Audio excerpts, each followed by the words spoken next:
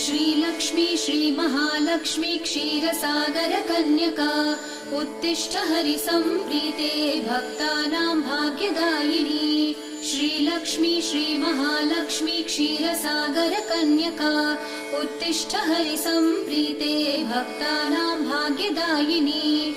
उत्तिष्ठोत्तिष्ठ श्रीलक्ष्मी विष्णुवक्षस्थलालये उत्तिष्ठ करुणापूर्णे लोकानां शुभदायिनी। उत्तिष्ठोत्तिष्ठ श्रीलक्ष्मी विष्णुवक्षस्थलालये उत्तिष्ठ करुणापूर्णे लोकानां शुभदायिनी। श्रीपद्ममध्यवसिते वरपद्मनेत्रे श्रीपद्महस्तचिरपूजित पद्मपादे श्रीपद्मजात जननी शुभपद्मवक्त्रे श्रीलक्ष्मी भक्तवरदे तव सुप्रभातम्।